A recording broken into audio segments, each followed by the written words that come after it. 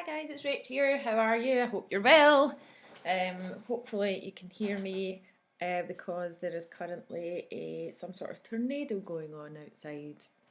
So today I'm going to speak to you about a subject that you might not have been expecting as part of your grad course, but I think it's something that's really important and really important to talk about when you have goals such as the ones that you have, whatever they are. I know everyone has different goals, whether it comes to weight loss or if you're working on improving your health, or if you're just working on improving your lifestyle in general. Then I think this is a subject that we need to cover. So not only am I going to cover some top tips on how to budget your finances and your time, I am also going to tell you what this has got to do with weight loss and health gain as well. So as part of this week's content, you are going to learn why I think it's important that we talk about this. Budgeting your money and finances, budgeting your time, and then moving forward from here as well. As part of this week, there are a couple of PDFs that you can download and fill in as well. I'll talk about them a bit further on as we get through the presentation. And this week there is also some bonus content in there as well, in the Dropbox folder for you, and that is another presentation that is entirely based on meal prepping and planning in relation to saving money and saving yourself time as well. So there's that. It's another 15 minutes watch. If you have time, hopefully you will, after you save time by watching this one. You'll have a spare 15 minutes to go through that as well. Just before I start, if you are going to watch the other presentation as well, just be aware that that presentation was taken from a 4-part series from another course that I run on macronutrient diet. So there are certain parts of it that you will need to ignore when it comes to when I talked about the parts about macronutrient targets and hitting targets and things like that. You can ignore, but there are some really good things in that presentation that you will be able to learn, so I decided to put that in the folder for you as well. All right. So again, this is really just my personal experience and my opinion, but I firmly believe that what I'm about to talk about is important for you guys as well. So why is budgeting important? So I think it's important that we spend our money and time on things that we value, so things that add value to our life and things that bring us pleasure. So it's important for us to start to consider what it is that you actually do value in your life, what brings you happiness, what makes you feel good, and look at where you are spending your time and money in relation to this. So then you can start to see, okay, well, this is what means the most to me. This is what I value and what brings me happiness. This is where I'm spending my time and money. And are they in alignment?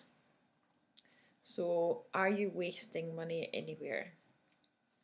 Could you invest more of your budget into this journey by cutting back in places that make you unhappy? So a lot of the time me included, I'm talking quite generally here, but a lot of the time we find it quite difficult to justify spending both money and time, but mostly money, into a journey such as you guys are on at the moment. So a journey into losing weight, learning about nutrition, learning about what works for you. And we find it difficult to justify that because there are so many other places that require our attention and budget that we often leave this behind because we don't see it as being a necessity. We don't see it as being something that's important, and we don't feel worth the investment. When in reality, if we invest in ourselves first, in our happiness, whether that be in this journey or in another way, then actually in the long term, that's, in my opinion, is what is more important. So let's have a look at where you could save money in order to invest in your happiness and or clearing debt as well, in order to live a happier, more fulfilled life. So this is just a little thing that I pulled from the National Statistics website. Just to show you, this is 2015, 2016. This is the latest data that I could get, and it was published in March 2016. And this was just an average breakdown of where the United Kingdom, the average UK household, actually spends their money. So the diagram on the right hand side, the graph on the right hand side, shows everything from transport to things like tobacco, education, all that kind of stuff. But on the left hand side, I've just listed what I would class as the non-essential items. So recreational activities, I've put them under non-essential because they aren't essential for living, surviving life. They may be, some of them may be essential for living a happier life. However, I've just put them in here just to give you an idea of where we might be able to save money. So £68 per week is spent on recreational activities. £45 per week, I think it's actually £45.10. I'm just rounding these off to the nearest zero. Per week is spent on restaurants and takeaways. That is an incredible amount of money, and it's somewhere that I think a lot of people actually do waste a lot of money. £23 per week on clothing and footwear. I've put this under non-essential because, obviously clothing and footwear is essential. You wouldn't want to be walking around naked. But a lot of the time I think the clothing and footwear purchases that we make, myself included, are not actually essential items.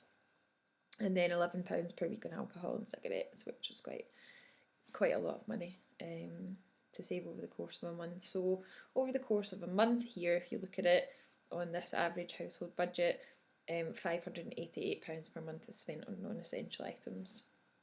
So do you know where your money is spent, where you could cut back, and where you might be wasting money as well? Now, in no means am I saying that, it's a waste of money to go out for dinner, it's a waste of money to get a takeaway. But when you want to free up some cash in order to invest in something that makes you feel happier, then it's an idea to know where your money's going.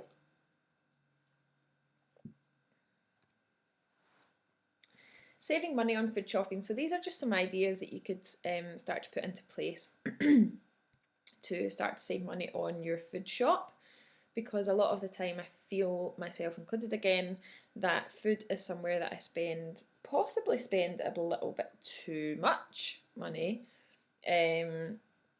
So here are just some quick ideas that I have for you if you want to start saving money in your food shop. So you can actually, the number one there is reduce the quality in some items. So things like dried foods, so maybe like pulses, beans, lentils, things like tinned foods like tinned tomatoes, tinned chickpeas, tinned red beans, and all that kind of thing. You can actually reduce the quality on some of these items by the sort of the basic brand, basic supermarket brand, because at the end of the day, the product that's inside is exactly the same, whether it has Asda Smart Price on the outside or one of the more expensive brands of, let's take tinned tomatoes for example.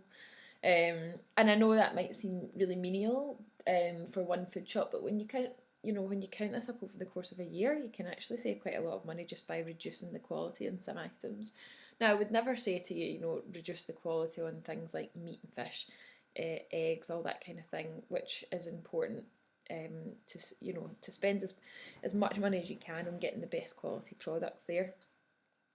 Be wary of special offers and use them correctly. So supermarkets are set up in a way visually for you to walk in and spend as much money as physically possible by giving you things like special offers like buy one get one free, or buy two get one free, or that kind of thing. And a lot of the time we actually buy 3 of these things instead of buying one, when we actually don't need 3, we're just buying them because of the offer that's on. And that's how we justify it to ourselves. So imagine how much money you could save on a weekly basis if you just bought one of these things instead of buying 3. However, you can actually use these special offers in the reverse way, and that if you know you are going to need, if you know you're going to need 3 packets of oat cakes, you know, over the next 3 weeks, 4 weeks, then it would make sense to save money there.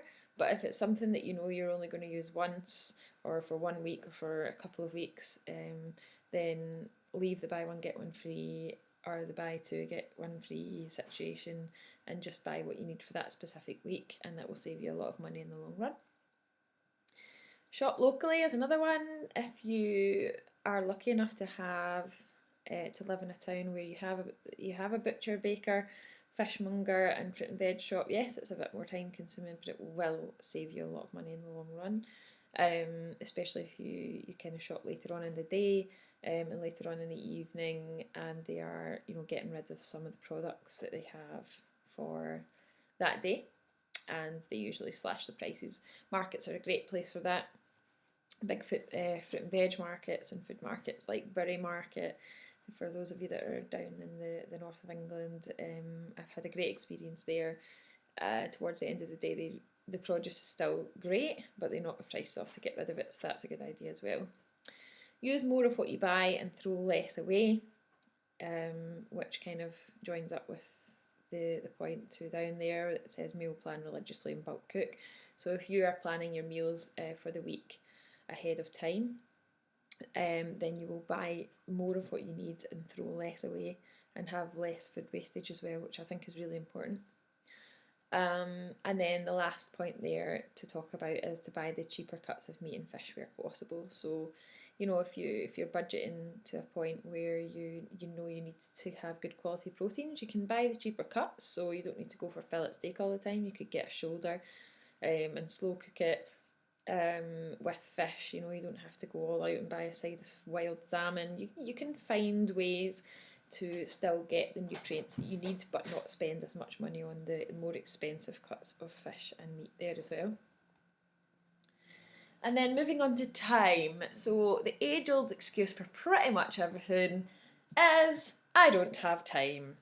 We've said it, you've said it, I've said it, you continue to say it, I continue to say it every now and again, but in reality, is it actually true? Probably not. So that's why I wanted to talk about that in this week's content. So creating time where and when you need it. Do you know if and where you waste time? Do you know how you could save more time? Do you know how you could find more time for food prep, more time for exercise, and more time for family experiences as well? Pulled this from TV Licensing Authority. Are you aware of where you might be wasting time? So this is just a little graph to show you how many hours of television the average person in the United Kingdom actually watches, and this is just another broad generalisation. But according to the TV Licensing Authority, people routinely underestimate or understate how much TV they watch by around a third. So when asked, adults estimated they watch less than 20 hours a week, but the actual figure is over 30 hours a week. So if the average person watches over 30 hours of TV a week, that's almost like a part-time job. In fact, it's more than a part-time job. This is just one place that I think most of us could save a lot of time. Don't get me wrong, watching TV is great, and it's a good way, a good de-stress, and it's nice to spend family time in front of the TV at the weekend, that kind of thing. I'm not saying that you have to give it up completely, but it certainly does free up a lot of your time. And I have worked with people in the past that have told me that they don't have time for food prep, but they do have time for 2 or 3 hours of TV a night, and that to me is saying you do have time for food prep, you're just not prioritising it. So how could you start saving time? So giving you some tips, giving you some ideas. Plan your week before you shop, which I spoke about in the last slide. So making sure that you've planned all your meals and you know exactly what you need when you go to the shop. Do all your food prep and planning in one day or one chunk of the day. So plan a specific day and a specific time each week where you set that aside for food prep and planning, and then you're not jumping around at the last minute, running into supermarkets on your way back from work at night and just randomly knocking up whatever you can find. That way you're going to spend a lot more money doing it that way, so you'll save a lot. And you'll save time as well, because if all your food is made in one specific part of one day, then you have the rest of the time just to grab and go your meals, which is good. So cooking in bulk is pretty much covered there. Could you cut down the amount of time that you spend commuting? So this is something that a lot of people don't realise that they have an entitlement to at work, or that, you know, if you have a conversation with your boss, just simply by moving your working hours half an hour earlier, so starting half an hour earlier, finishing half an hour earlier, can actually cut down your commute like a serious amount of time. I had one client once who was commuting to work. It took her just about 90 minutes to get there, about the same to get back. Had a short conversation with her boss to see if she could move her start and finish time by half an hour earlier and cut her commute down by over an hour and a half a day. So that is just an incredible amount of time to save in a day that you could be investing in, you know, getting to the gym or doing a bit of food prep or spending time with your friends and your family as well. Replace expensive recreation with free or cheaper alternatives, which is a good one as well. I think I actually meant to put that into the budget one, but it's here anyway, so I'll talk about it now. So this one I missed out of the saving money part, but this is a really good idea. So instead of, you know, going to expensive places with the kids, that becomes, you know, a lot of money, like cinema or all these. I've not got kids, but I know that taking them out costs a fortune, especially at the weekend. And maybe replace them with free or cheaper alternatives. So things like museums, you know, take a picnic out to the park when it's nice, go for walks, you know, take them to educational places. There's lots of things that you can do that will save you a whole ton of money as well, and give you and children a really good experience as well.